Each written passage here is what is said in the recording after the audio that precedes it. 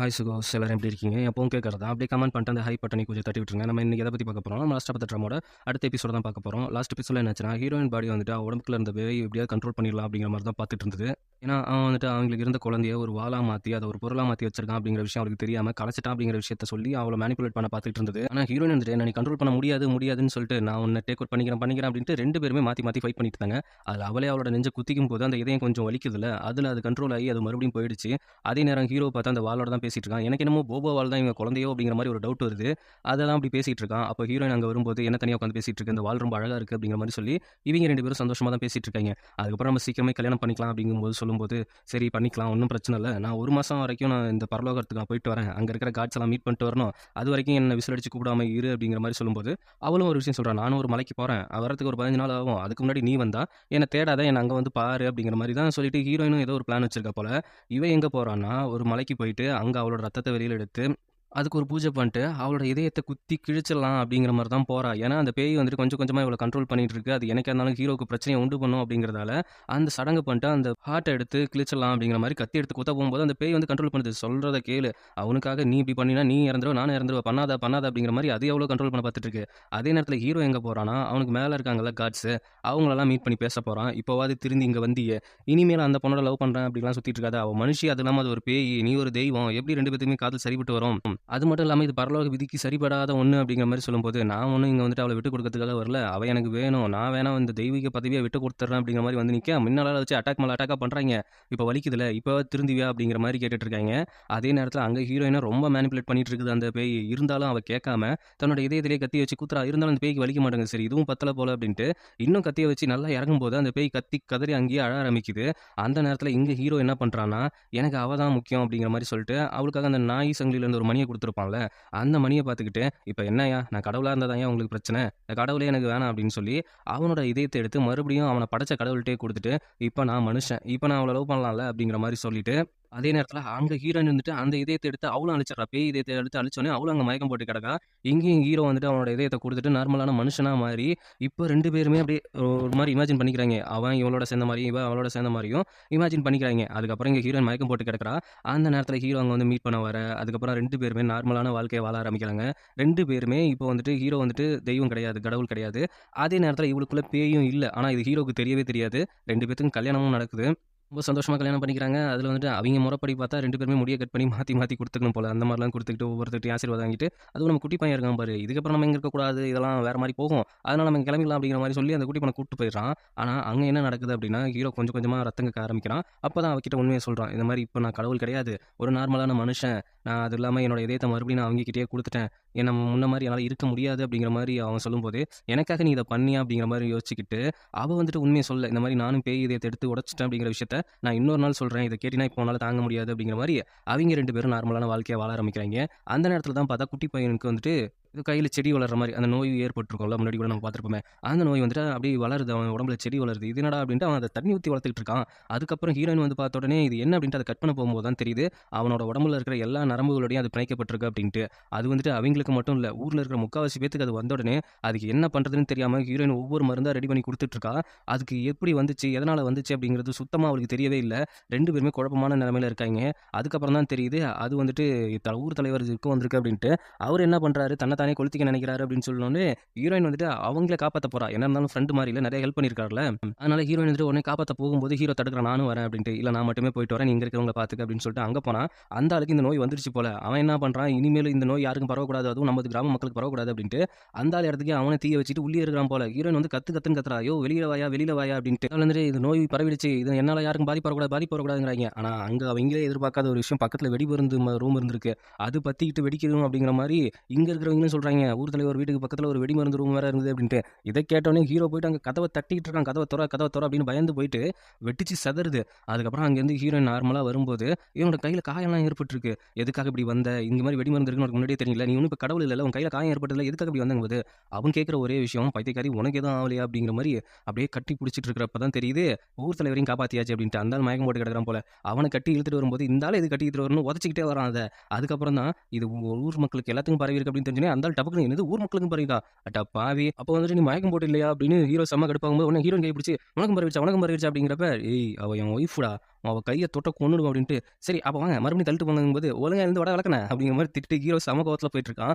அங்கே பார்த்தா கொஞ்ச நாட்கள் ஓடுது. அவங்களால என்னன்னே கண்டுபிடிக்க முடியல. அதுவும் எல்லாருக்குமே இப்படி இந்த மாதிரி ஆனோடனே கொஞ்ச நாளுக்கு அப்புறம் அவங்களே வெறுப்பாயிடுறாங்க. என்னோட ஃபேமிலிக்கெலாம் இப்படி ஆயிடுச்சு, இனிமேல் இவங்க இருந்து நான் என்ன பண்ணுறது, ஹீரோயின் ஒழுங்காக மருந்து கண்டுபிடிக்கலையோ அப்படிங்கிற மாதிரி எல்லாருமே அவளுக்கு எதிராக ஆப்போசிட்டாக மாற ஆரம்பிக்கிறாங்க.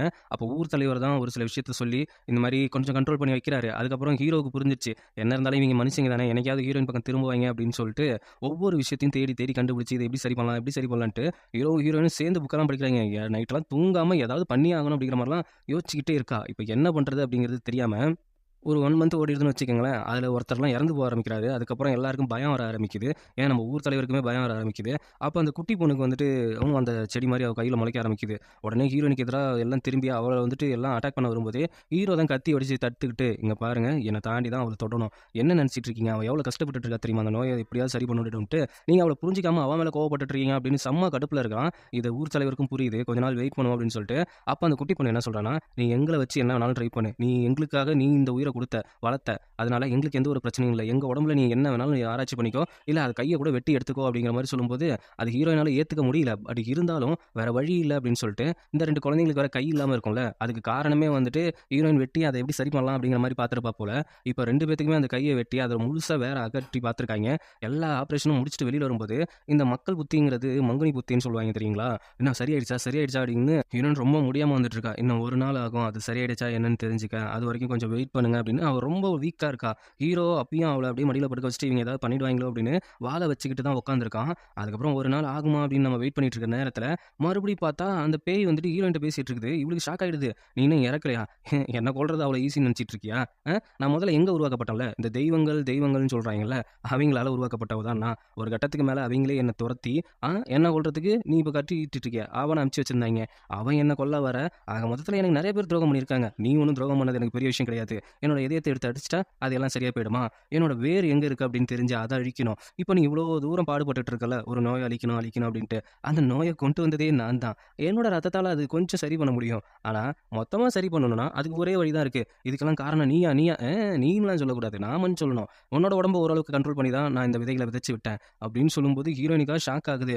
இதுக்கு ஒரே ஒரு வழி இருக்குது, என்ன வழி, அவங்க எல்லாத்தையும் காப்பாற்றினா உன்னோட ஹஸ்பண்ட் வந்துட்டு ஒரு காடு தானே, தெய்வம் தானே, அவனோட சதைகளையும் ரத்தத்தையும் அவங்க கடிச்சு குடிச்சாங்கன்னா எல்லாமே சரியாகும், அவங்களுக்கு இருக்கிற நோய் சரியாகும். இல்லை இதை நான் பண்ண விட மாட்டேன், நான் வேற ஏதாவது வழி கண்டுபிடிப்பேன், எனக்கு தெரியும் நீ இதை பண்ண விட மாட்டேன் அப்படிங்கிறது எனக்கு நல்லாவே தெரியும், அங்கே தான் நான் இப்போ ஒன்றை டேக் ஓவர் பண்ணிக்க போகிறேன் அப்படின்னு சொல்லிட்டு என்ன நீ டேக் ஓவரே பண்ணிக்க முடியாது, என்ன இல்லாமல் நீ டேக் ஓவர் பண்ணிக்க முடியாது, ஏமா உனக்கு ஒன்று புரியல, நீ இப்போ ரொம்ப வீக்காக இருக்க, அதனால தான் உன்கிட்டயே நான் மறுபடியும் வந்து பேசிட்டு இருக்கேன், இப்போ ஒன்றை மனசளவில் நீ ரொம்ப வீக்காகவும் இருக்க, உடம்புலவும் ரொம்ப வீக்காக இருக்க, இந்த நேரத்தில் ஒன்றை நான் டேக் ஓவர் பண்ணிக்க முடியும் அப்படின்ட்டு அவள் வந்துட்டு மொத்தமாக அந்த பேய் வந்துட்டு அவளோட உடம்பை டேக் ஓவர் பண்ணிட்டு ரெட் கலர் ட்ரெஸ்ஸில் வந்து இறங்குனதுக்கு அப்புறம் என்ன பண்ணுதுன்னா நம்ம ஹீரோவை கட்டி போடுது. என்னடான்னு பார்த்தா இங்கே இருக்கிற எல்லா மக்களுக்குமே, அதாவது அங்கே இருந்தாங்கல்ல அந்த மக்கள் எல்லாருக்குமே ஹீரோ தான் இதுக்கு இருக்கிற ஒரே வழி, அவனை கடிச்சு அவனோட ரத்தத்தை குடிச்சா மட்டும்தான் உங்களுக்கு இருக்கிற இந்த பிரச்சனை சரியாகும் அப்படிங்கிற விஷயத்த சொல்லும்போது ஹீரோக்கே ஒன்றும் புரியல. என்னடா அது நம்ம ஒய்ஃப் எதுக்குடா இப்படி பண்ணுறா அப்படிங்கிற மாதிரி யோசிச்சுட்டு இருக்கும்போது ஏன் இப்படி பண்ணுறங்கும் போது ஏன்னா நான் உண்மையிலேயே பேய், நீ இப்போ லேட்டாக புரிஞ்சுக்கிற அப்படிங்கிற மாதிரி சொல்லும்போது சரி ஹீரோயின் எங்கடா போனா அப்படின்னா இப்போ இவ்வளோ நாள் வரைக்கும் அந்த கூண்டுக்குள்ளே அடப்பட்டதுல பேய், அதில் வந்துட்டு ஹீரோயினோட ஆத்மாவை அடைச்சி வச்சுட்டு இந்த ஆத்மா வெளியில் வந்திருக்கு. அங்கே இருக்கிற மக்கள் எல்லாத்துட்டும் இதை சொல்லும்போது அவங்க கொஞ்சம் தயங்குறாங்க. அப்போது அந்த ஊர் தலைவர் வெளியில் வந்துட்டு அந்த 2 பசங்களும் இறந்துட்டாங்க, நம்ம லாஸ்ட்டாக பண்ண ட்ரையும் வீணாக போச்சு அப்படின்னு சொல்லும்போது இவங்களுக்கு வேறு வழியே தெரியல அப்படிங்கிற மாதிரி அப்பயும் ஒரு சில பேர் தயங்குறாங்க, அவனை எப்படி நம்ம கடிச்சு சாப்பிட்றது அப்படின்ட்டு. ஆனால் அந்த ஊர் தலைவர் இவ்வளோ நேரம் நல்லவனாக தானே இருந்தான், திடீர்னு இதை நானே ஆரம்பித்து வைக்கிறேன் அப்படின்னு சொல்லி அப்படியே அவன் ஹீரோவை போயிட்டு அந்த ஆள் தான் கடிக்கிறான். கடிச்சு ரத்தத்தை உறிஞ்சதுக்கப்புறம் அந்த ஆளுக்கு சரியாக போகுது. இதை பார்த்த எல்லாருக்குமே இந்த நோயிலிருந்து வெளியில் வரணும் அப்படிங்கிறதுக்காக எல்லாருமே ஹீரோ கடிக்க ஆரம்பிக்கிறாங்க. கடிச்சது மட்டும் இல்லாமல் அவனோட ரத்தத்தையும் குடிக்க ஆரம்பிக்கிறாங்க. அவனுக்கு ஒன்றுமே புரியல, எதுக்காக ஏன் இப்படி பண்ண அப்படிங்கிற மாதிரி கேட்கும் பொழுது நான் இப்போவும் சொல்கிறேன் நான் ஒரு பேய் அப்படின்னு சொன்னதுக்கப்புறம் எல்லாருமே கடிச்சு அவங்க நார்மல் ஆகிடுறாங்க. ஹீரோவும் அங்கே இறந்து போகிறான். அப்படியே மறுபடியும் உள்ள அவங்களோட ஆத்மாக்குள்ளே போயிட்டு உன்னோட ஹஸ்பண்ட் இறந்து போயிட்டான், இனிமேல் நீ டேக் ஓவர் பண்ணிக்க முடியாது அப்படின்னு சொல்லும்போது எதுக்காக இப்படி பண்ண, ஏன் இப்படி பண்ண, அவனை நான் மறுபடியும் உயிரை கொண்டு வருவேன், அவன்கிட்ட இப்போ அந்த தெய்வீக இதயமும் இல்லை, நீ வெளியில் போனாலும் அவன் இறந்து போயிட்டான், உயிரோடையும் கொண்டு வர முடியாது அப்படிங்கிற விஷயத்த சொல்ல ஹீரோயினா வெளியில் வந்து கத்தி கதறி அழுதுட்டு இருக்கும்போதே அப்போ ஒரு விஷயம் ஞாபகம் வருது, அவளோட பிளட்டையும் அவளோட சதையும் கொடுத்தா அவன் மறுபடியும் உயிர் வருவான் அப்படிங்கிறதுலாம் ஒரு விஷயம் சொல்லியிருப்பாங்க. ஏன்னா இவ பேயா இருந்திருக்கால, அதனால வந்துட்டு அந்த பிளட்டை அப்படி கொடுக்கலாம் அப்படின்னு நினச்சி அவள் கையை கிழிச்சிக்கிட்டு கொடுக்கும்போது அப்பயும் அவளுக்கு உயிர் வரவே இல்லை. அவளுக்கு என்ன பண்ணுறதுனே புரியல, கத்தி கதற ஆரம்பிக்கிறா, என்னை மன்னிச்சிடு அப்படின்ட்டு. அந்த நேரத்தில் இவனை படைச்ச கடவுள் இருக்காங்களா, அவங்க அங்கே வராங்க. அவனோட இதயத்தை கொடுத்து நீ அந்த மாதிரி பண்ணால் மட்டும்தான் அவன் உயிரோட வருவான். ஆனால் அவனுக்கு மறுஜென்மம் கொடுத்தா நீ மொத்தத்தையும் உன்னோட ரத்தத்தையும் உன்னோட சதையும் கொடுக்குற மாதிரி இருக்கும் அப்படின்னு சொல்லும்போது, அவனோட இதயத்தை கொடுங்க, அவனுக்கு நான் மறுபடியும் உயிர் கொடுக்கணும் அப்படிங்கிற மாதிரி அவ கேட்குறா. அவனோட இதயம் அவனுக்கானது மட்டும்தான் அப்படின்னு சொல்லிட்டு அந்த இதயத்தையும் அவர் கொடுக்குறாரு. அதாவது நம்ம ஹீரோவை படைச்ச கடவுள் வந்துட்டு அந்த இதயத்தை கொடுக்குறாரு. கொடுத்ததுக்கு அப்புறம் அவனுக்குள்ள அந்த இதயத்தை வச்சுட்டு அவளோட பிளட்டு அவளோட சதை எல்லாத்தையுமே அறுத்து அவன் வாயில கொடுக்கும் பொழுது அவன் உயிர் பழைச்சானா என்ன அப்படிங்கிறது கொஞ்சம் தெரியல. ஸ்டேஜ்ல இறந்த ஸ்டேஜ்ல தான் இருக்கான். அதுக்கப்புறம் ஹீரோயின் இறந்து போறா. ஹீரோ உயிர் தெழுறான். ஆனா 100 வருஷத்துக்கு அப்புறம் தான் பயபுல உயிர் தெழுந்துட்டு இருக்கான்.